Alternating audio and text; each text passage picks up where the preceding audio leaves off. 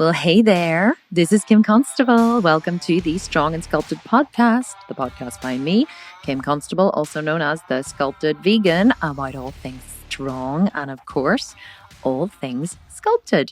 So, what are we going to talk about this week? Well, this week we are going to discuss my parenting philosophies and unschooling. Now, why are we going to talk about this on a podcast that is predominantly about health and fitness? Well, I have been asked for years and years and years, and to do lives on this subject, to do Q&As on this subject. And since we started the podcast, I get numerous requests on Instagram and in my Facebook groups and via email saying, please, please, please, will you do a podcast on parenting? And so I just thought, you know what, let's just suck it up and do it. Podcast on parenting. Now, you may be thinking, if you're listening to this, I'm just going to turn this off because I'm not going to listen to a podcast about parenting. You may not even have children, or your kids may actually be older now and, not in the stage where you're having to parent them effectively, whenever they're living at home. And if that is you, then I would encourage you just to hold on and listen to what I've got to say anyway, because you may find that you pick up some little nuggets of information along the way. I'm going to really break down and tell you exactly how I parent, what my philosophies are, how I even got into this life, everything, no stone unturned. As you know, I always like to give you all of the juicy good stuff and hold nothing back. And this podcast will be absolutely no different. So before we get into unschooling, parenting, all of that good stuff, let me just remind you that you can enter the August draw to win a Strong and Sculpted program, or not Strong and Sculpted program, a Sculpted Vegan program. Many people choose the 18-month Sculpt and Shred, which is our $1,500 program. Whenever they are chosen as the winner, this week, we haven't chosen the winner yet, but we are going to choose the winner for July and announce it this week. So it could be you if you put a review in July, but if you haven't put a review in for August, make sure that you do that. Leave a review wherever you listen to this. Send me a screenshot on Instagram as a direct message. I am the Sculpted Vegan on Instagram, and you could go into the draw to win one of our Sculpted Vegan programs. Okay, so let's get into this week's podcast. So first of all, let me tell you a story. You know I love the stories, and I know that you love the stories too. So I remember a few years ago, I was actually watching a forum online that was being hosted by the Dalai Lama. So it wasn't live, it was recorded. It was on YouTube, and it was where the Dalai Lama was sitting up on a stage, and he was kind of doing a forum where they were passing the microphone around the audience, and people were asking questions. And I always love what the Dalai Lama has to say. I love his philosophies. I love his outlook on life. I just think His Holiness is just an absolutely spectacular human being. And I love hearing what he has to say. And so somebody took the mic and they stood up and they said they wanted to ask a question about school. And I was like, oh, and my ears perked up, right? Because I didn't actually have any kids, but I was pregnant with my first child at the time. And so I was thinking, about schooling and whatever else, and different philosophies. And homeschooling was something that I was interested in at the time, but I didn't really know an awful lot about it. But my husband, Ryan, was much more of a traditionalist, and he wanted the kids to go to, a traditional school. Well, not even a traditional school. Like, he wanted them to go to the Rudolf Steiner school, which is, anyone who knows a Steiner education, it's much more of a gentle education, much more holistic for the child. And so he wanted the kids to go to, he just wanted them to go to a school, any school. And, if I wasn't going to agree to a traditional school, then the Rudolf Steiner was the next best option. So this person had stood up and said that, it was a very similar, question to Ryan and I. They had said, my husband is very traditional and he wants our children to go to school, but I am, much less traditional, and I'm a stay-at-home mom, and I would, like to be at home with the kids. And I just wanted to ask your opinion as to what you believe is better, schooling or, homeschooling, going to a traditional school, or, being at home. And of course, my ears perked up. I was like, this is exactly what I'm going through. I want to hear what His Holiness the Dalai Lama has to say on this subject. So I was like turning up the volume, leaning forward, listening. And His Holiness, as he does, he steepled the tips of his fingers together underneath his chin, and he kind of bowed his head for a little second, and he considered the question. And I should take a tip out of the Dalai Lama's book and actually think a little bit more before I speak, instead of just like rocking on in there.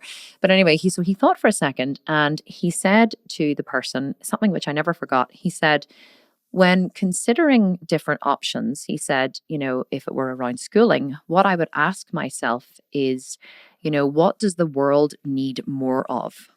And I was like, huh?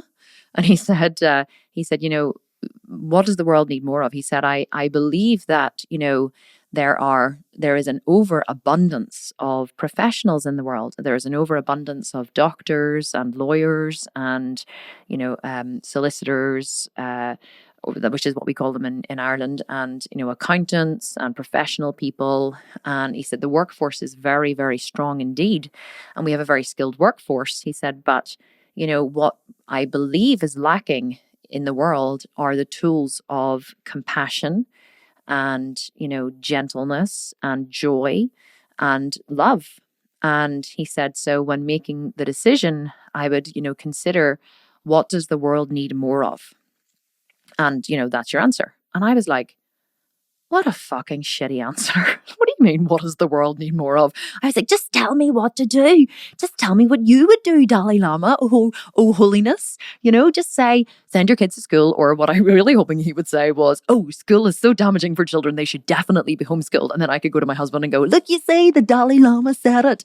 But of course, the Dalai Lama is never going to say that. What he's going to say is, whenever he considers something, he considers, what does the world need more of? So he takes it out of the micro and he puts it into the macro. Because really what you're doing whenever you choose to send a child to school or keep them at home is you are choosing how to shape the rest of that child's life. And as you're choosing how to shape the rest of their life, what you're actually doing is shaping the rest of the world. Now, I know you may be like, okay, Kim, that's just a little bit too far-fetched, but hear me out for a second, right?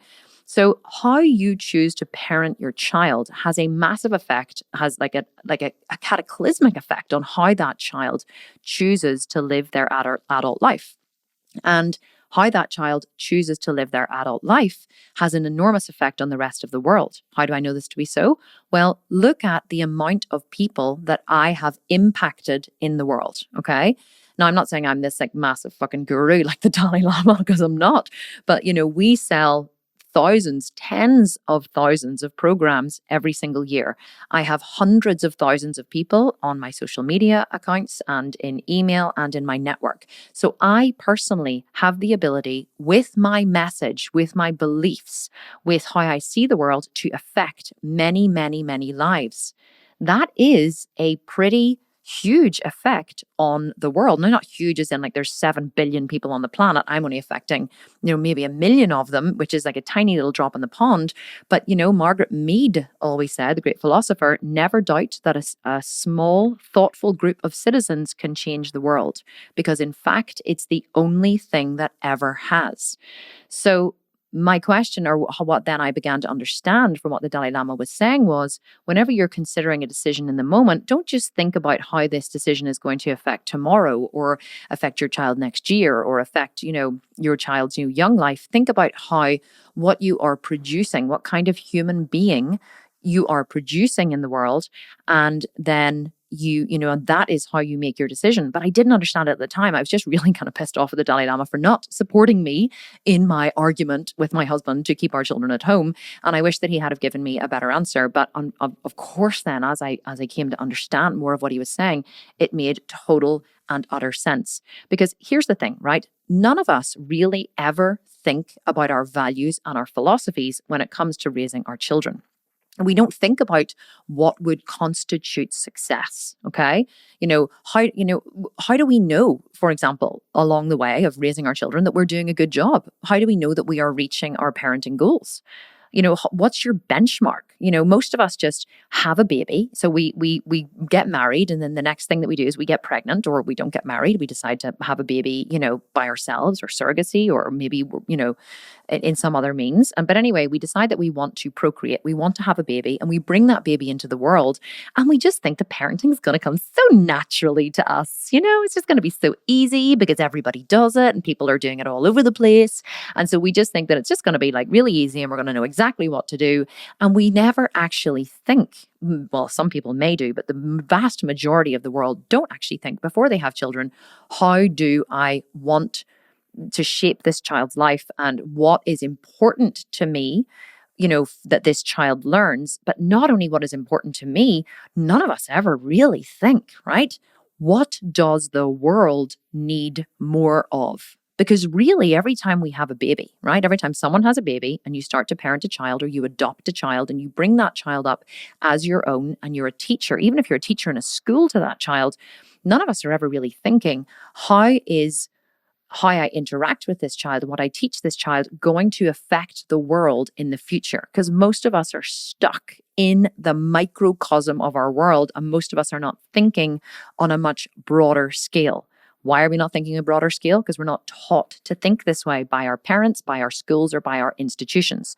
So I hope that by listening to this podcast, not to go too deep on it, that you may start to think about things in a much broader scale and make it important to you as to how you affect the world. Because when you take on that macro view, believe me, everything changes, and the decisions that you make truly do change.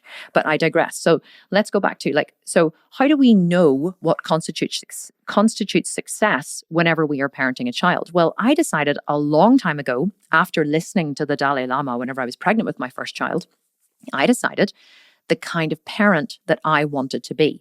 And I decided what would be a measurement of success for me, right? And that keeps me on track. So, I mean, obviously, how I decide whether I'm being successful as a parent or raising children successfully has evolved and changed over the years, as my oldest child is now nearly 15. So that has changed over the years, but I always have this measurement that I come back to. What is the measurement I come back to? Well, are my children joyful?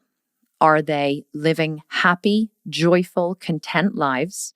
Are they free from fear? Are they respectful are they respectful of their environment? Are they respectful of their bodies? Are they respectful of the world? Do they understand how they affect the world? Do they understand cause and effect? Do they understand that if, every choice they make has an effect on somebody else and ultimately on the world? Do they understand that? And also, are they problem solvers? This is a big one for me. So I don't measure my children on, how much, math they understand, or whether, they can spell big words, or how much they remember or understand or have learned about the world wars. I measure my children on what is their problem solving ability. How easily can they solve problems? Now, I don't mean solve math problems or solve riddles. I mean, if they are presented with a problem in everyday life, which human beings are every single day, can they go forth and solve that problem? Whether they ask Google, whether they ask a friend, whether they, come and ask me, whether they, figure it out themselves, how free do they feel to make a mistake? How free do they feel to, figure stuff out, take stuff apart, put stuff back together again? What is their problem solving ability? That is how I measure success in my children. It's not monetary. It's not how much money can they make as a young child, how much pocket money have they earned. It's not, their math problem solving abilities. It's not, it's about them as a person. It's not about what they can do or what they can achieve. It's about them as a person, their values, their understanding, and their problem solving ability. And, their love, their self-love, their self-worth, their self-esteem. Because I understand that, and I'm going to get into this in a minute, but I understand how whenever you build a child from the ground up, like whenever you build a house from the foundations, whenever you lay the foundations correctly, the house not only will build very, very easily, it will stand for a long, long time. So I have always focused on building a really good foundation for my children so that they can then, grow themselves. Children will grow themselves into adults if you just provide the correct tools and the correct foundation. But the problem is many people don't actually know what that is or what that should be. And the reason why we don't know is because we don't understand ourselves well enough, because we're not taught to do this really deep personal work. And I was brought up in a very traditional way. Many people think that I was obviously, I was probably co-slept and, and kangaroo parented and I was, all whatever. It's so not true. Okay.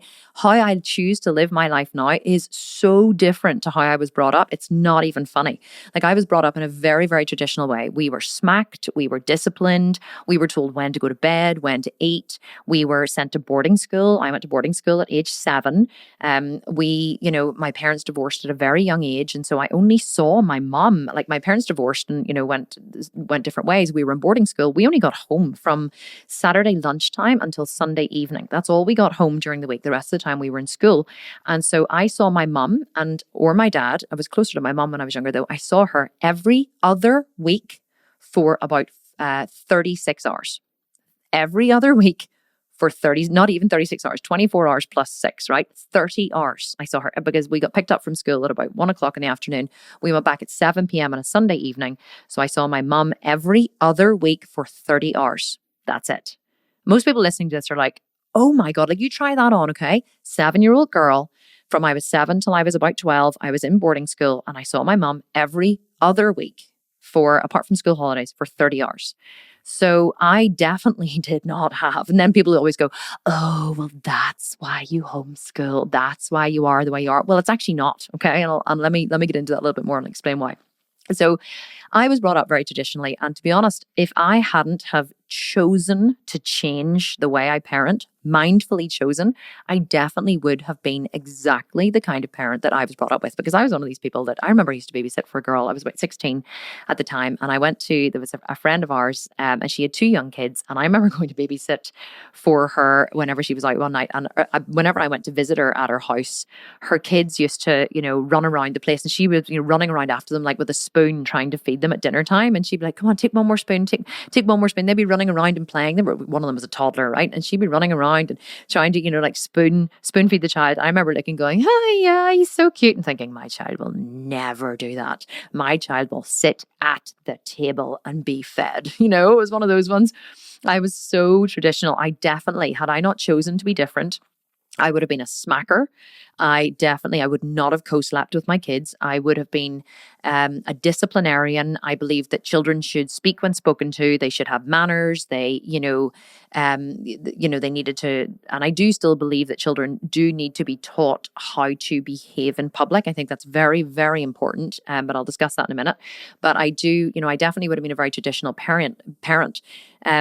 And it was simply because I didn't know any better. Most of us just parent how we were parented, right? We don't question it. We just parent exactly the way we were parented. And of course, then we do all this retrofitting and all this cognitive dissonance. And even if we were punished or smacked as a child or whatever, it was all we knew. We didn't know any different. So of course, we believe that the way we were brought up was fantastic. How many times do you hear people saying, oh, in my day, this happened? Like, how many times do you hear adults talking about being smacked as a child? Oh, never did me any harm. In fact, it was what I needed. I bet you didn't feel like that at the time when some parents scaring the shit out of you and you're getting caned. Like in school, whenever I was very young, they still had, corporal punishment. And the headmaster used to, if the boys were, if some of them had been really bad, he used to go to their dormitory at night, take them out of their bed and hit them with a tennis shoe, right? In the dorm in front of all the other boys at night in the dark. Can you imagine being a young boy and seeing another boy being hauled out of bed and, given 10 really hard whacks with a tennis shoe? And then, sent back to bed again. And obviously he did it to show, to teach them a lesson. But can you imagine how scary that would be as a young boy being away from home? These people are supposed to be looking after you and the fear of being hurt. But yet we grow up as adults and we go cognitive dissonance. We go, oh, never did me any harm. I was a little shit. I really needed it. No, you did not need it. That's just how you've made it okay in your mind because human beings are wired for survival. And we have to make hard times seem okay because otherwise we would never get through life. We curled up in a ball in the corner, rocking ourselves or in a mental institution having a nervous breakdown. We have to retrofit things and make them okay in order to get through life. That doesn't mean that it was okay. Did you survive? Yes. Hallelujah. You survived. Great. Doesn't mean that it was okay and doesn't mean that it was right. So I began to understand whenever I was about 25, what happened to me was I get very passionate about this. You can hear I'm very intense about this, but this stuff really does make me very, I suppose whenever you're talking about children or whatever, it really makes me like passionate or I speak with conviction, I guess is what I'm trying to say. So I'm sorry if I get really intense on you. You're like, whoa, kind of back off a wee bit there. But I do notice whenever I'm doing it. So I'll pull back a little bit. I'm sorry. But let me tell you what happened to me. So I was 25, right? And I got into personal development. It was around the same time that, I was, it was just before I watched the talk of the Dalai Lama. I think this is why I was actually really interested in the Dalai Lama at the time, because I had really gotten into personal development. I had started doing a lot of work with NLP, which is neuro-linguistic programming. I'd started, doing a lot of, not work with Freud, but really looking into, the great philosophers and psychologists and stuff. And I had started doing different courses and I'd started to work with a coach. Okay. So I was working with a personal coach at the time. I got into like a coaching program and I was working with a personal coach, overcoming my own personal limitations. Because at the time I was 24 and I really wanted to start my own business. And I decided that if I found a coach to help me, to start a business, that, I would be successful. And ironically, I wasn't actually successful till I was like 37 years of age. But anyway, at the time, rather than hiring, I was always a bit of a different thinker. I always thought about things differently. So rather than hiring a business coach, I hired a personal coach. I hired someone to help me overcome my own personal limitations that stopped me from being successful. Okay. And I kind of got into this. It was actually through my mum. She introduced me to the person because she's always been into stuff like that. So I started working with this coach and I started to understand how our belief structure is formed, right, in childhood. Our whole belief structure that we use to govern our adult lives is built whenever we're children. And as I began to work on, the fears that would hold me back. So I would go to do something, for example, even something as simple as say, make a cold call, pick up the phone and make a cold call. And I would come out in a cold sweat and I'd be fearful and whatever. So I would work that with my coach and I would figure out, why is picking up the phone and speaking to a stranger or picking up the phone and wanting to offer somebody something or sell somebody something, or even just get a meeting with a person, what is scary about that? Why is that scary? This is one human being to another human being. I just want to have a meeting with this human being. They can say yes or no. And I can, so why is that scary? So I started working on stuff like that. And as I began working with the coach, I realized that every single fear that I had, every single fear without exception, traced back to some kind of memory in my childhood. And the memory it traced back to was always to do with either being yelled at, smacked, controlled, or having some kind of fear instilled in me by an adult, usually by my parents, sometimes by a teacher, especially in boarding school.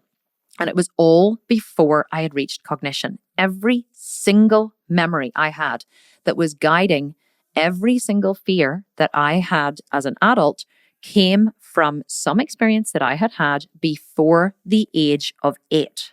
I kid you not. Before the age of 8, every single fear. So as I began to work these fears and I began to, work and I began to feel better and feel less fearful and be more grounded and be more productive and all of these different things, I began to realize just how powerful our childhood is, how we're parented is. I began to realize just how important our childhood is, just how important it is to parent children correctly so that you don't instill all of these rules, all of this control, and all of this fear in them as adults. So, of course, I began to learn more and more and more. I began to dig deep into the psychology of children, the mindset of children. I began to read more and watch more, and I signed up to different parenting websites and parenting gurus like Dr. Laura Markham. She's one of my favorites. And, really look into how we parent our children affects the rest of their lives.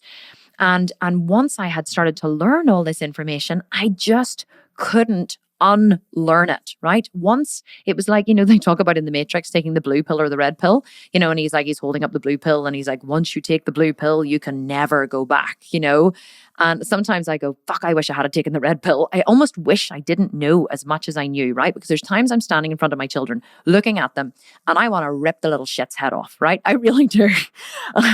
But I know that if I indulge this feeling of wanting to punish them and wanting to take my anger out on them, I am going to affect the rest of their lives with my anger.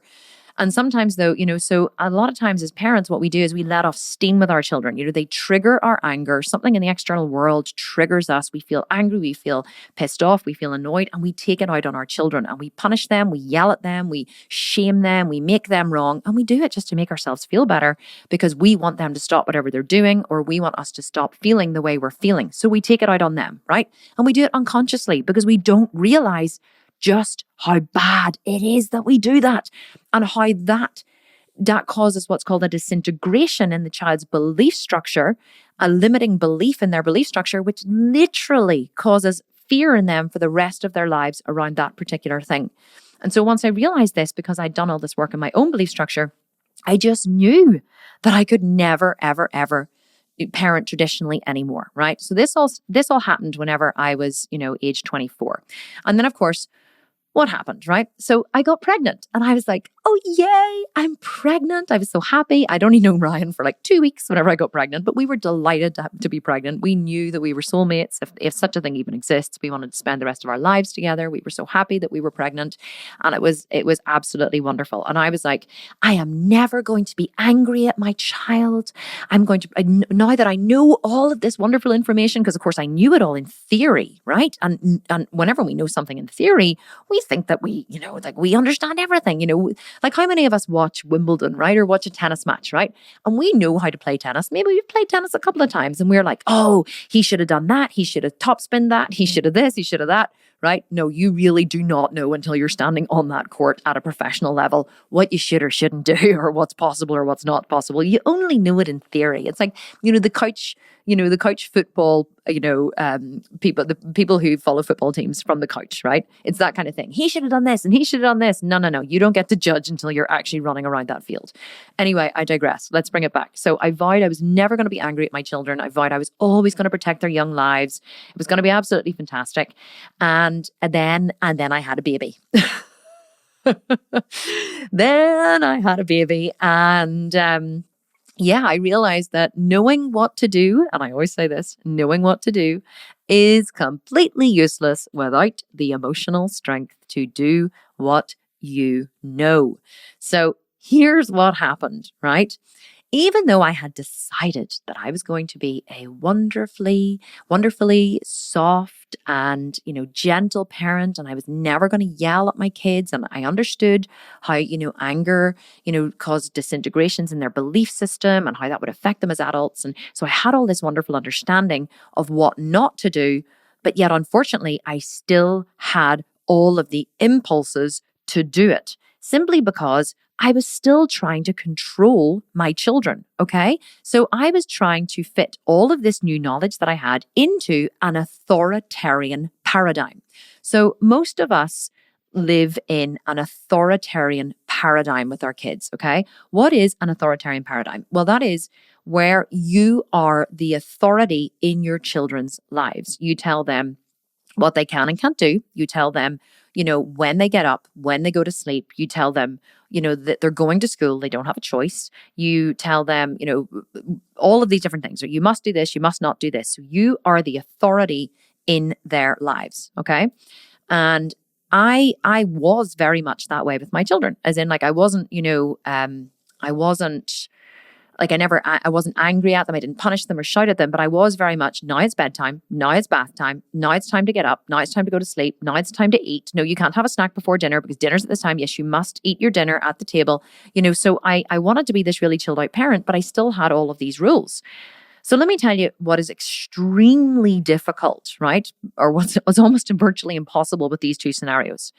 Whenever you are the authority in your children's lives, you are telling them what to do.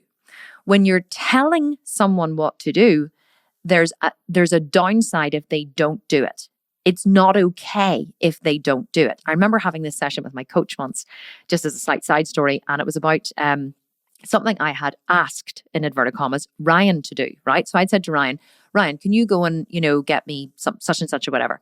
And he said, no, I don't want to, because I asked you, do you know what it was? I asked him to go and get me a bucket of coal. I said, Ryan, go and get me a bucket of coal because I want to, light the fire. And he went, well, no, I've just had a bath. I've just changed into my pajamas. I don't want to go outside. It was cold and wet, whatever. He goes, you don't need a fire. It's not even cold. And I went, Ryan, go and get me a bucket of coal. And he said, no, I'm not going to get you a bucket of coal. I don't want to get a bucket of coal because, it's cold and it's wet and I'm in my pajamas and I don't want to have to go outside again. And I looked at him stunned. I was like, I can't go and get me a bucket of coal. I can't believe you're saying no. And so anyway, this really deeply affected me. I was like, I dare my husband not go and get me a bucket of coal. Now that's a side note. We've actually discussed that since in one of our joint marriage sessions that we have. We've always had coaching and it's been fantastic. And so anyway, he apologized for that. He was like, I don't know why I didn't get you a bucket of coal. I'm so sorry. It was so ridiculous. But what happened was he reacted to being told what to do. I didn't ask him, right, to do it. And whenever I was discussing it with my coach, I was like, I can't believe, I just, all I did was ask him to get a bucket of coal. And she said to me, well, did you ask him or did you tell him? And I said, no, I asked him. I said to him, Ryan, will you go and get me a bucket of coal? She said, I'm not interested in the words that you used. What I'm asking is, was there a downside or was it okay when he said no? And I was like, I don't understand. And she said, when you're asking someone something, it's okay when they say no, or if they say no. When you're telling them, it's not okay if they say no. So you may say that you're asking because your words may say, will you please go and get this? But if it's not okay for them to say no, you're not asking, you're telling.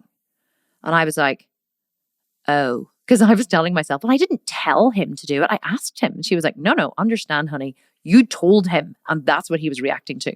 Because Ryan is also very defiant. He detests being told what to do, right? So, of course, he perceived he was being told what to do because he was. And then so he reacted to it and he said no. So the thing about parenting is whenever you are parenting traditionally, you are telling your children what to do, right? You're not asking them. You're telling them, okay? And when they don't do it, usually there's a downside. Okay, there's a downside. So, for example, we had to get our kids out the door to school every morning because we had decided to send them to the Rudolf Steiner School. And so the kids had to go to school every morning, just the two boys, Corey and Kai. And they were very young at the time. Kai was in, I think, play school or whatever. So he was 3 and I think Corey was 4. And do you think my 3 and 4-year-old wanted to get out of bed in the morning and get dressed and go and leave at 8:20 to go to school? No, they did not want to do that. They wanted to relax and they wanted to, lie and watch TV or lie in bed with us. Like there's no 4-year-old child, right, wants to get his coat on, get his shoes on, get in the car and be driven to school. Okay. Not that I know of. Maybe they do in the first week and it's wonderful. And then once they realize it's every single day, they just don't want to do it anymore. The only way you can make your child do that is through punishment and control. Not do that, but do something they don't want to do, okay? Especially when they're 3 and 4. Whenever they're older, you can negotiate with them. You can offer something in return. You can, have an back and forth conversation. When they're 3 and 4, there's no logic. You can't negotiate with them. You can bribe them and cajole them, which is what I did. But unfortunately, what was happening was I was becoming so stressed every day because I had vowed that I was never going to get angry with my children or force or coerce them because I knew how bad that was. But yet I had all this shit that I needed them to do. I needed them to go to fucking bed when I told them. I needed them to go to school. I needed them to eat their bloody dinner. I had all these things that I had decided through the way that I hadn't even decided, but just this is the way I was parenting because this is how I was parented. I had all these things that I needed them to do. And they weren't bloody doing them. And there was only so much bribing and cajoling that I could do. And sometimes I just had to be like, put your bloody coat on and get in the car, and then I felt like so horrible. And then it was so stressful. And I was like, come on. And I was like doing this song and dance every morning and trying to, distract them and make things fun and, and get them. And it was taking about an hour to get them out to the car every day because they didn't bloody well want to do it. And so I was stuck between a rock and a hard place. I couldn't yell at them and make them do it. But because I knew too much to do that and I knew how damaging that would be. So I knew when I yelled at my children, I was damaging them. And effectively, you're making the choice to damage your child or not damage your child. Once you have this knowledge of how damaging it is to be angry at your children for the rest of their, how damaging it is for them for the rest of their lives, you really just can't choose it. You can't, your body won't allow you to choose it. But yet trying to get them to do something they don't want to do is exhausting whenever you can't punish them. So this is how I was living my life, okay? And it was very, very, very stressful. I really had no tools to help me navigate this world of parenting, how we had chosen to parent. And so every day I was exhausted and I was drinking so much wine in the evening because parenting was just fucking exhausting. I expected it to be wonderful and lovely and all kumbaya, and it was just exhausting and I fucking hated it, right? Don't get me wrong. There were times of it that were lovely, and then the rest of it was just bloody stressful. So, so anyway, what happened was a friend of mine messaged me one day and she was asking me, because I was very strong in my parenting philosophies, she messaged me asking me advice on her daughter. And she said to me, "Oh, I just love getting your advice." She said, it's wonderful. She said, "You and Dana Martin are just my parenting gurus." And I was like, "Dana Martin? Who is Dana Martin?" And she said, "Have you never heard of Dana Martin?" And I said, "No, who is this girl?" And she said, "Oh my God, you would absolutely love her. You and she are destined to be best friends. Like, she's absolutely amazing." So I was like, must go and look her up, right? So it was about 11 o'clock at night. I was sitting in the kitchen. I was ready to go to bed. The kids get up early, obviously. And I went on and I looked on my computer. I looked on her website, danamartin.com, DAYNA, danamartin.com. I looked on her website and I was like looking through. I was like, "Oh yeah, she looks nice." I was like, "Oh, what is this thing she does? Radical unschooling." So I was looking through radical unschooling and I was like, "Oh my goodness." And I was like, "Shit, this is all very interesting." And so I began to look through her website, and there was an episode on her website. It's gone now because they don't allow her to put it up anymore. It was her on the TV show Wife Swap, American Wife Swap. Now, I fucking hate that program, right? I detest it with a passion. And I was like, ugh, she was on Wife Swap. She's gone way down in my estimations now. But I thought I'll watch 5 minutes of it just to see what it's about. So I started to watch Wife Swap, and 45 minutes later, I didn't care that Ryan had gone to bed. I didn't care that it was now midnight. I was absolutely and utterly engrossed in watching this episode, because as I watched Dana, who's a totally free parent, completely free, radical unschooling, her children have complete and utter autonomy over their own lives. She lives so freely and so beautifully with her children. She switched with this mom who was brought up her father was like an officer in the army. She brought up her 2 children like they were in a military camp. She gave them no freedom, no respect, oh my God, it was horrendous. And Dana swapped with this mother, and it was like a car crash watching the episode. But as soon as I watched how Dana lived her life, I knew that this is what I had been searching for. I knew that this is what was missing from my life. Because here's the thing, I'm a real free spirit, right? I have a huge amount in my faith in my ability to be able to figure things out. I'm a really independent thinker, and I always have been. But yet I was living my life with my kids I hadn't even thought, I hadn't even seen that this was a possibility. So it wasn't even like I hadn't thought about it or looked into it or researched or thought, oh, what is the best way that I will parent? It wasn't like, oh, I want to lose weight, so will I do HIIT cardio, or will I do slow steady, or will I go to Zumba classes? Like, it wasn't, we don't do that when we parent. I just parented the way I was parented. And so once I discovered this new way, this radical unschooling, I was like, this is what I've been searching for my entire life. I didn't even know that it existed before now, but once I knew it existed, I knew I had to do it. And I was so excited, but I knew that everybody in my life was going to react to it. I knew Ryan was going to react. My parents were going to react. It was so different to what every single other person that I knew was doing. I knew I had to tread carefully. So, but I thought to myself, what if I just gave this freedom to my kids and I stopped worrying? What if I stopped worrying about, what time they went to bed and what time they got up and whether they were, eating the right foods? And what if I took them out of school and I stopped, because my youngest son, Corey, he was a massive gamer from birth. Corey was so interested in technology and phones, and the iPhone only came out when Corey was about 4. And so, he was so into technology, and we had so many limits on it. Screen time, we called it. Like, it's so disrespectful to call it screen time. We were limiting Corey's time. All he wanted to do was play Mario Kart and whatever. And we were like, oh, we wouldn't allow him to play it during the week at all. And he only got 2 hours on the weekend. Oh my God, it fills me with horror whenever I think about it now that I was so controlling. Because let me tell you what has happened. Corey at age 14 is considered one of the highest ranking Bowser players, which is his character Bowser in Super Smash Brothers, in the world, right? Corey has logged over 8,000 hours of game time on Super Smash Bros. And travels all over the country to play in tournaments, and is considered one of the top players in the world at age 14. Imagine if we had have kept restricting that. Imagine the opportunity he would have missed to to really follow his vocation in life, what he was meant to do. And so we embarked on a life of freedom. I'm not even going to go into all that, but it took a long conversation with Ryan, where I had to really talk him around to taking the kids out of school. We agreed to do it as a 3-month experiment, but I knew in my mind it was never going to be an experiment. They were never going to go back to school. And we took the kids out of school and we embarked on this life of freedom, right? And it was absolute fucking chaos.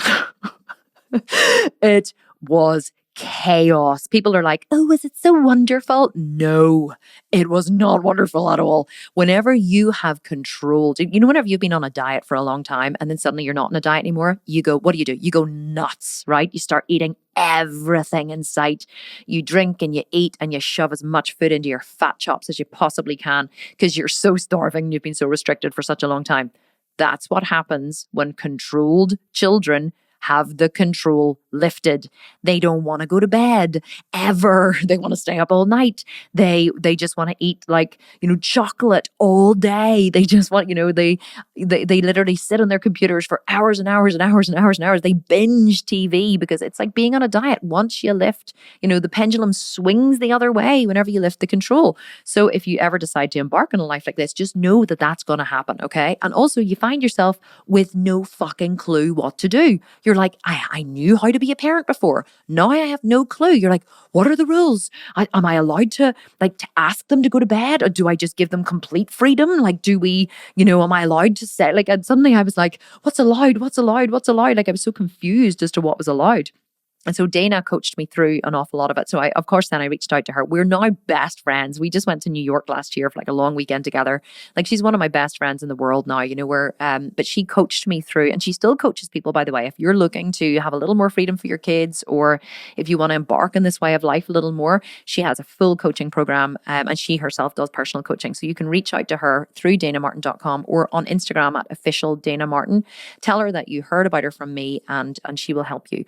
But she helped me in the beginning to embark on this way of life, and it really was amazing. Once things settled down and I learned how to be an unschooling parent, I had to learn a whole new way of parenting, and the kids then settled into a rhythm of eating and going to bed and all that kind of stuff, and this became normality for us. Of course, things were then absolutely amazing. And here's the thing, right? There's 3 reasons why people don't live this life. Because women say to me constantly, it's always women. They always say to me, oh my God, I would love to homeschool. And you know what they always say afterwards? But my husband would never allow it. That's always the reason. I would love to homeschool, but it's always my husband would never agree. My husband would never allow it. Or whenever I describe how I am with my kids, you can see people visibly relaxing. They ask questions, right? And they go, and I start to describe how we live our lives with our kids. And these people go, and you can see them just start to relax. They just start to relax because it sounds so wonderful, and they're instantly transported in their minds back to their own childhoods. They start reliving their own childhoods in their mind, and they try on in their minds how wonderful it would have been to have been parented that way. And then immediately, like a rubber band, they're snapped back into reality, and all of the rules come up.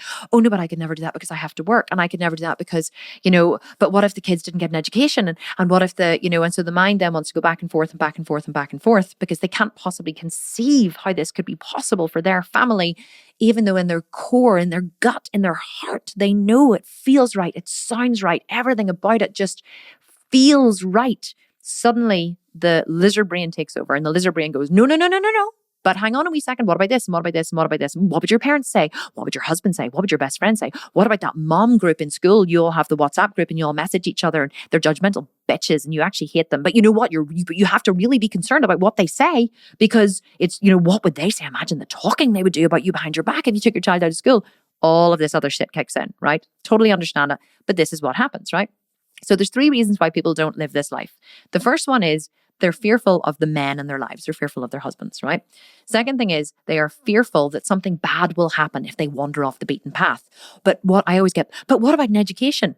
What about an education? How will your children do GCSEs or A-levels? Well, they won't. But how will they get a job? Well, they'll they'll get a job through experience. Like I hire people all the time. Do you know what I look for over qualifications? Experience. I don't even look at the amount of A's or B's or the degree that they have in whatever university they got it from. I literally skim through that bit. If they didn't even put it on their CV, I wouldn't give a shit. Do you know what I look at?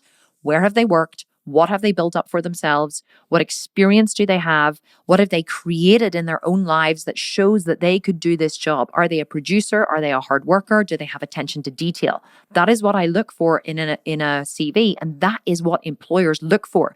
Employers don't care how many GCSEs you got. They don't give a shit that you got an A in math, right? Unless you're obviously going for an accountancy position, and those things are maybe important to accountants. But most employers really don't care. What they want to see is, are you a hard worker? Can you figure shit out? Do you have experience? And are you a go-getter? Are you a self-starter? Are you someone who has looked for opportunities in your life and made something of yourself? That's what an employer is looking for.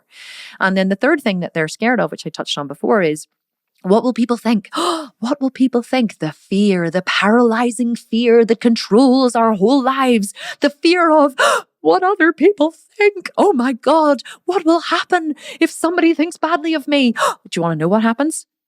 Nothing. Absolutely fucking nothing. Do you know what happens if Jane down the street or Karen down the road is having a good old gossip to you, to fucking Petula, her neighbor, and saying what a bad parent you are? Do you know what happens? Nothing. Nothing. Quite often, you won't even hear about it. And see, if you're not interested in it, no one will even tell you. It's only if you're actually interested in other people's opinions of you that you hear about them. See, if you aren't even interested, nobody tells you what they think because they know you don't actually care. People usually only tell you what other people are saying about you because they want to scare you, right? Because it's bothering them. They're like, oh, imagine if someone spoke about me like that. I better tell Kim what people are saying about her. Because, if someone was speaking about me like that, then I would want to know. So I better tell Kim. And they tell me and I go, yeah, well, sure. It doesn't affect my life. I don't care, sticks and stones. And they're like, do you really not care? No. And they're like, how can you not care? I'm like, because it doesn't affect me or my life or my decisions. It doesn't affect anything I do in the world. What people say about me doesn't affect me in any way. But we're so scared of what people will think of us, right? And that's one of the things that holds people back from doing this. And, the thing about being scared of your husband is men are so traditional, right? They're so rule bound. Men are brought up very differently than little girls. Little girls are brought up, we've much more emotions, with people buy into our emotions a lot more. We realize that our emotions can get us what we want, which is very bad, ladies, at times. Don't cry to get what you want. But men are brought up much more rule bound. There's a code when men are brought up. You walk on the side of the road, you let the woman walk at the inside of the pavement when you're walking down the road. You open the door and hold it for the woman. You let the woman go first. All of these rules, this code that men have when they're brought up. Big boys don't cry. You have honor. You shame someone if they're not good at something so they'll get good at it. You don't encourage them when they're bad at something. You shame them and you laugh at them if they trip and fall. And so men have all of these rules and codes that women don't have. So therefore men are much more traditional. And so that's why men are much more scared of just, being a lot more kumbaya, a lot more relaxed about things and kind of just, seeing what happens. Men are not that way. Men like to know what is going to happen. And also they like to look after us. Like men are very big on safety, on taking care of their families, taking care of their women, taking care of their children.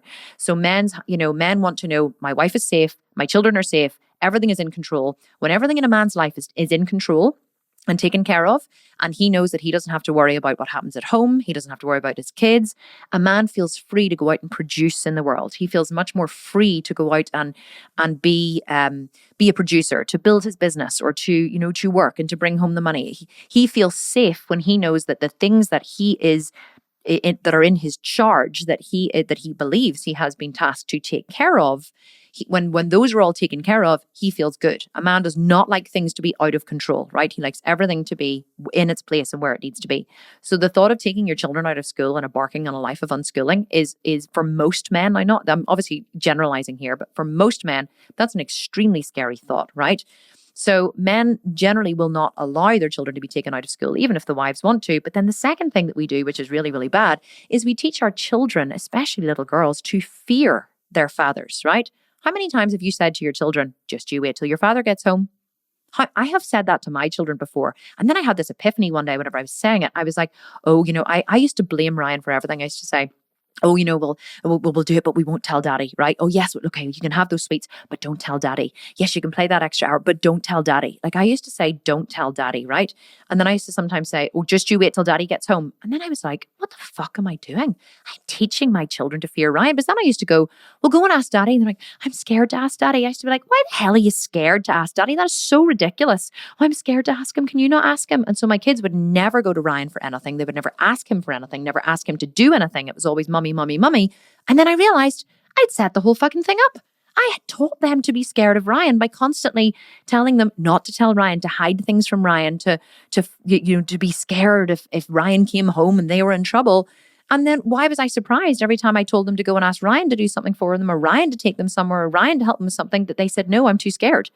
And then I realized I had set the fear up, right? So we teach our children to fear the fathers, to fear their fathers and to fear the men in their lives. And then, of course, what happens whenever we get married? We fear our husbands. The male figure in the family life is the authority. We were taught that as children. We teach it to our children. And then even though in our rational minds we know this isn't true, we act it out as adults. So if the man in your life says, no, the children will not be taken out of school, we go, oh, please, please. And he goes, no, definitely not. And we go, oh, okay then. Do you know the amount of women friends that I have who literally bow down to their husbands, who almost even live double lives, who live completely different lives with their children when the husband isn't around. And then when the husband comes home, they act like things are completely different. They allow him to live in this illusion that, everything's taken care of and under control and happening the way he wants it to happen. It's so ridiculous. We live such a lie, but it all starts with childhood. And see, when you know this, you start to think differently about how you parent your children. You go, I don't want to be fearful of my husband. I was scared of Ryan for many, many years. I was scared of how Ryan would react, how Ryan would think about things, and I wasn't really reacting to Ryan. I was reacting to my internal representation of Ryan that had been built by my mother and by my social conditioning when I was a little girl and I was taught to fear the man in the family. And so it's taken me, obviously now that I am the main breadwinner in the family and things have completely flipped for us. It's very, very, very different at home now. But, understanding all this really, really, really changed things for me and gave me the strength to be able to step into the world of unschooling and to live this way with my children and to understand what was holding me back. And this is what holds us back, right? This is what holds us back. It was done to us as children. We want to control their behavior with the threat of something worse that they cannot perceive, such as just you wait till your father gets home. Like, why would we say that to a child if we don't want to scare them with something that could potentially happen, right? And what happens? The father gets home and he's all, hi, and he's all happy to see everyone. And the child's looking at him going, I don't know what this awful thing was that was supposed to happen when you got home. But the child is constantly waiting for this awful thing to happen when the father gets home that the mother has threatened. And sometimes it happens and the father is angry and the child gets smacked. Or sometimes it doesn't happen. But we teach the child to live in fear. And when we teach your children to live in fear, that fear transcends the rest of their lives and shapes how they live their life. We also don't want to be the one that holds the line, right? We want to be liked. We want to be the loved one by the children. We don't want to be the one that says no means no. We want to go, no, well, or we don't want to be, actually, as well, what we don't want to do is we don't want to say, Ryan, it's okay with me that the children ate chocolate for dinner. I'm sorry that it's not okay with you, but it's okay with me, right? So we teach the children to lie. We teach them to pretend, to not tell daddy. I used to say, well, we won't lie if he asks us, but we just won't tell him. But that's still teaching the children to fear. That's still teaching the children that something that they are doing is bad and wrong, okay? Which is so ridiculous. We really need to get okay. We need to get better with these concepts, guys. We need to get better with understanding ourselves and understanding how our actions affect our children and if ultimately how they affect other people, they affect us, and that shapes the rest of our children's lives, right? This shit is so important. It's so important. And I know I went off a little bit of philosophy there, but I think that it was important for you guys to really understand. I know I've got really passionate, like I said I was going to. I'm really sorry that I got intense, but I hope that you could understand the conviction that I feel behind this, right? I really do feel a lot of conviction behind this, but we really can shape our children's lives for the better if only we educate ourselves on what is possible. So what is it like to live this way, right? I get asked this a lot. So I've given you the philosophy, I've given you the thoughts behind why it's important and why we potentially don't choose it, but what is it actually like to live this way? What is it like in reality? Well, here is how my life is, okay? In the morning, Ryan and I wake up and the kids are still asleep. The kids wake up whenever they feel like it. It's usually anywhere between 9 a.m. and 3 p.m. in the afternoon, depending on when they've gone to bed.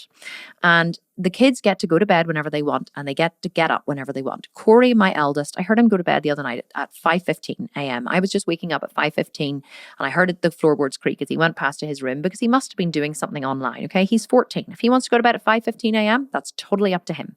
So he went to bed at 5:15 and then he had a PT session, a training session in the afternoon at 3. So my housekeeper, Lorraine, I think she woke him about 2 and he got, some food and did whatever. And then he had his PT session at 3. So, and then that was him up again. I think he went to bed earlier that night, maybe around midnight, because he was tired, obviously, from having been up till 5. So they all go to bed whenever they want. Like my 8-year-old Jack, he goes to bed anywhere between midnight and 3 a.m. Ryan and I go to bed usually about 11. We say goodnight to the kids. We lock all the doors, let the dog out. We ask everybody to get their last food so they're not clattering around the kitchen, which is underneath our bedroom. And they come down and they get their last food and then we go to bed, we say goodnight, they all go to their bedrooms and they do whatever they do. They connect with their friends at different parts of the world. They play their computers or their iPads. We have zero restriction on technology in our house. Complete and utter technology freedom. My kids all have. They have an iPad, an iPhone, a Nintendo Switch, an Xbox. Some of them also have what is it, 64 or whatever, I don't know, whatever the other one is, PlayStation. They have, 2 of them have built their own computers from scratch, gaming computers. They have double monitors and they have literally built their own gaming computers from scratch using a free video that they got on YouTube, okay? From free resources, they built their own gaming computer from scratch. Their walls in their bedrooms are decorated any way they want, but they're not really, like, none of them are black or Darth Vader or anything like that. They're just like, the kids aren't really concerned about aesthetics. They don't really care about how their bedrooms look, but they have LED lights and stuff all around their bedrooms. So their bedrooms are really cool to be inside, but they basically go to bed whenever they're ready to go to bed. And then they get up whenever they're ready to get up. Do you know what that kind of freedom does for a child? See, as an 8-year-old, to be able to bath yourself, to have the independence to bath yourself, brush your teeth and put yourself to bed whenever you feel tired. Imagine the independence and the feeling of self-reliance that gives you. You're not being told what to do. You're not being told when you're tired. You're not being forced to do something you don't want to do. You're given complete and utter freedom. As far as food's concerned, we have dinner every night at 5:30. I don't force the kids to eat something they don't want to eat. We are, very respectful of their wishes. They will always try things because there's no downside to trying things, because whenever a child knows that they're not going to be forced to eat something if they don't like it, they are so open to trying it. There is no downside to trying a food and they don't have to lie and say, I don't like it, even if they do like it, because they think that, because they just want their own freedom. Quite often children just want their own freedom, right? They don't want to be forced or told what to do. So if they think they're going to be perceived, if they perceive they're going to be forced to do something, then they will rebel against it. So if they know there's never going to be any force, they're so open to trying things. My kids are so open to trying things. We do have rules in not rules, but we have principles. We live by principles and guidelines. But one of the principles is mommy and daddy work very hard and they go to the gym early in the morning. And so and mum and dad go to bed after 11. So after 11, let's try and keep the house quiet. No clattering and banging around downstairs. If you go into the kitchen, go in quietly so that you're not waking us. No yelling and screaming and shouting at your friends, they all wear earphones, and, just be respectful of the people who are sleeping. And this just comes over years and years and years of practice of me getting up and going in and going, sweetie, please, can you be quiet, please? And don't get me wrong, I've gone in like hair all over the place, naked like a banshee sometimes at like 3 a.m. and go, can you shut the fuck up? I'm trying to sleep. And they're like, oh, sorry. Like, I'm not perfect. I'm not like, oh, darling, hello, my darling. I know it's 3 a.m., but you woke me. Can you please be quiet? No, I'm like, shut the fuck up. Then they go, oh, I'm really sorry, I'm really sorry. They have complete word freedom in our house, right? There is no ban on words. I say fuck, they say shit. We don't say it to each other, but if I'm talking to them, I go, like the other day I said, that's because you're a greedy little shit, I'll say to them, and they laugh and they joke, but they don't call me a fucker. And they don't really say swear words a lot, but they say them if they feel like saying them, but they don't say them in public. So what we say to them is, once, they all go through a stage whenever they're growing up of saying swear words because they're cool, right? And all their friends are saying them. And so, it's fuck this and fuck that. And what we always say to them is, guys, just so you know, that language is okay when you're with your friends. But if you say that in front of your grandmother, she's definitely going to have a reaction. And they go, oh, right, okay. So we teach them social boundaries. Here's how you should behave in public, and here's why. Because people will have a reaction if you don't. But we're not like, you must do this in public and you must do this and you're not allowed to do this. It's like, here's why here's why you should do this. People have reactions, people get triggered, people this, people that. So we explain about, society rules. If you want to get a job, it's probably better that or if you want to do this in future, it's probably better that you don't have piercings all over your body or tattoos everywhere. I mean, not that, don't get me wrong, I have tattoos and I have piercings. I'm just making a generalization. But, if you want to say work in an office, right? Or if you want to work in this industry, it's probably better that you look like this or act like this and do this. If you want to be a gamer, then, it's okay to be a little more, geeky and whatever. Like, we teach them the rules of society, right? You can pretend these rules don't exist, but they do. So we go, here is how society functions. And here are your choices as to how you are in society, right? But kids will generally do what you do and be like you. And that's what I found. If you give them a clear set of principles and guidelines and you let them understand why things happen the way they happen, and you teach them to be, upstanding members of the community and to think of other people and to be respectful, and you teach them that stealing is bad and here's why it's bad. And you teach them that, that being angry and disrespectful isn't good and here's why it's not good, then they naturally become that way. But you have to model that behavior for them. And that's what we do.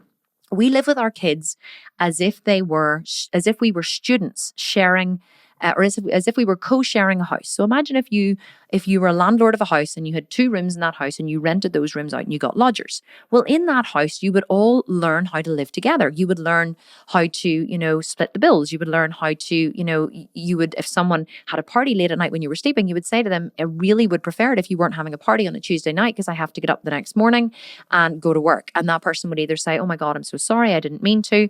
And they would stay and not do it again, or they would choose to move out because it wouldn't be the way that, you want it to be. And so with my kids, we're just like, guys, we pay the bills. And in order to pay the bills, we have to get up early in the morning in order so that we can work. And we live in this house too. And we provide you with all of these wonderful privileges that you have.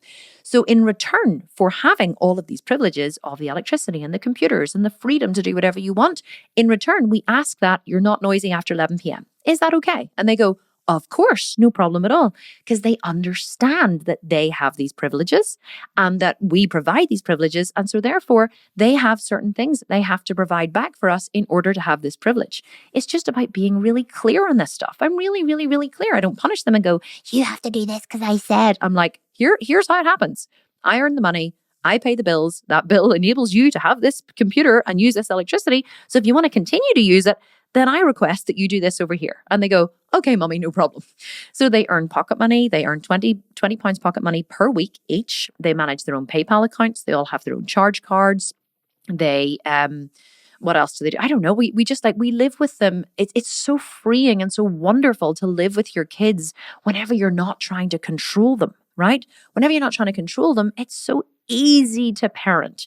It's exhausting trying to control your children all the time. Living freely with them is so wonderful. It's so wonderful, but it requires getting over yourself and reprogramming yourself with a completely new set of principles.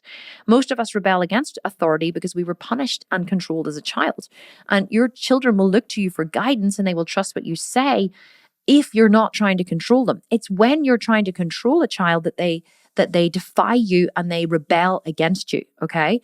But whenever you're not trying to control them, they're really open to what you're saying. If they come to you for advice and they say, I'm thinking of doing this thing, or, I want to do this thing, what do you think? And I go, well, here's what happens and here's this and here's whatever. Even when it comes to food, they go, they go to drink something and I go, Guy, can I just explain to you why I don't believe that aspartame is good for you? And they go, oh yeah, sure, mommy, tell me. So I tell them about aspartame, about, sodas, or about leaching chemicals from the body or leaching minerals from the body and blah, blah, blah. And then they look at this thing and they go, so now they can choose to drink it or not drink it based on the information that I have given them. Now, if it's something that's going to hurt them, like smoking, I will say, there is a no smoking policy in our house. I'm really sorry. Why would you want to do that to your body? And so none of my children would even consider smoking because they know I've educated them as to how bad it is on their body, and they know I'm not trying to control them. They know I'm not lying to them or I'm not trying to control them. So they're like, why would I ever smoke? Because my mom doesn't lie to me. She doesn't lie to me to get a result. She has my best interests at heart. I think that's what it comes down to at the heart of it. My children know beyond a shadow of a doubt that I have their best interests at heart. And that is because all I do is love them, and I don't try and control them. I love them. I guide them. I live with them I give them the same respect that I give my husband and that he gives me. And so therefore I respect them, and then they respect me in return. Respect, as a noun is a feeling of deep admiration for someone or something elicited by their abilities, qualities, or achievements. Respect cannot be forced. Respect is not fearing someone, okay? We have this inverted in our society. We think that if we teach our children to fear us, that they will respect us. Respect cannot be punished into someone. It must be earned. You must earn your children's respect. You must earn their admiration by your qualities, your abilities, and your achievements. That is how you get respect for someone. But we have this so inverted as parents, right? You cannot ask for something from your children that you're not willing to give them in return. If you want your child to respect you and admire you and listen to you, you must be willing to respect and admire and listen to your child and give them freedom over their own lives. It really is so, so, so important. Now, how am I going to sum this up? Because I know that it's gotten really long and there's so many more things that I could say. But I mean, if you guys are really interested, I'm actually considering starting a parenting podcast, believe it or not, like taking specific problems each week that people have and breaking it down into a podcast. So if that's something you'd be interested in, definitely let me know. Leave me a review and let me know that you'd be interested in hearing a parenting podcast. But just as a final note, like I know I could go on and on and on, but here's what I want to say that might bring this all together. So ultimately, my goal is to raise human beings who are whole and integrated. Someone is considered integrated when their behavior matches their beliefs. So if someone believes that lying is bad, but yet they lie all the time, you know that they are disintegrated around the concept of lying, or they are fearful. People only lie because they're scared, okay? So it's like, I believe that lying is bad, but yet I lie. That shows there's a fear. There's a fear somewhere that is causing the lying. So whenever there's no fear, you are integrated and you are whole. And that is ultimately my goal for my child. Anger, expressing anger towards a child causes a disintegration. It causes them to be fearful. Whenever they carry that fear into their adulthood, it causes a crack, like a crack in the plate, like a split in their personality, okay? It's my ultimate goal that I don't do that for my child, that I let them live, that I live with them respectfully, that I love them wholly and deeply and fully as a human being and with a deep respect for their journey and who they are as an individual and not who I have decided or who I want them to be. And when you build the foundations correctly with a child, everything else falls into place. The adults who are grounded and less fearful are the ones who are the most successful and lead the happiest lives. And just as a final note, I want to say that it's okay not to know all the answers. It's okay to just relax and let it all happen. I remember the Dalai Lama once, in a forum I was watching, somebody asked him this really profound question.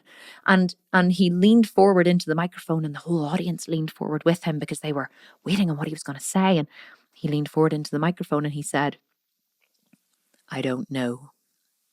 And then he sat back. And everyone was like, "What do you mean you don't know? You're the Dalai Lama. Of course you know." But that really changed my life because I was like, oh my God, the Dalai Lama has just admitted that he doesn't know. How much strength does it take to be okay with not knowing? People ask me all the time, but what's going to happen whenever your child reaches 18? And I go, I don't know. And they go, but what's going to happen whenever they're this? I don't know. Well, what's going to happen when? I don't know.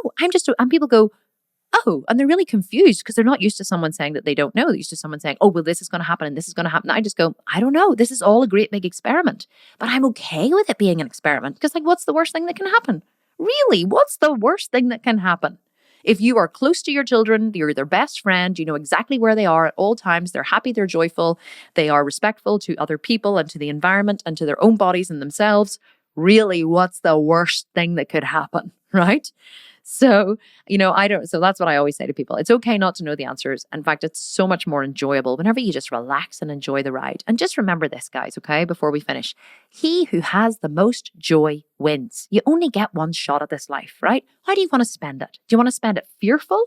Or do you want to spend it joyful? Do you want to do you want to spend it being stressed and worried all the time, which is what a lot of control and anger does to a child. It makes them a fearful, stressed, and worried adult, by the way. Or do you want to just be happy and live your life freely and with joy? That is my ultimate goal. And if my children are living their life freely with purpose and with joy, and they are problem solvers, and they are, they have friends, and they see their effect in the world, and they want to make the world a better place. Well, damn, I know I've done a good job. And you can choose differently. You can choose differently for yourself, and you can choose differently for your children. The choice is entirely yours. You're not forced into a corner. You're not in slavery. You're not controlled by somebody. You are completely your own person. Okay? So the choice is entirely yours, how you live. Choose wisely. Choose wisely, guys. That's what I ask you to do. Just choose wisely for your own sake and for that of your children. And be strong enough to live up to your convictions. Aim for your behavior to match your belief, and look for places in your life where it does not, and work hard to integrate those so you too can become whole. Because when you become whole, that is how you can teach your children how to be whole. Well, you won't even have to teach them, because your children are whole. They are whole when they are born. They are whole, they are integrated. And if you model all of the things, all of the qualities that you want them to have as adults, if you model those for your children in their young lives, you will completely transform their whole existence. And that is what I want for you. And that is what I want for your children. And that is ultimately what I want for the whole world. And I know that's very deep, but it is actually very, very true. Okay, guys, I'm so sorry this got long, but hopefully you're with me the whole way. This is, as I say, something that you guys have been asking for a long, long, long, long time. I hope that you will remember to leave a review on the podcast. You could be in the chance of winning one of our incredible programs. Leave a review wherever you're listening. Send me a screenshot as a direct message on Instagram, and you will be entered into the draw to win one of our amazing programs. Guys, hope you enjoyed this episode as much as I loved recording it. I hope you have a wonderful week wherever you are and whatever you are doing. And I will speak to you next week on another episode of the Strong and Sculpted podcast. Sending a big kiss to you and lots of love from my heart to yours. Mwah. Talk to you next week.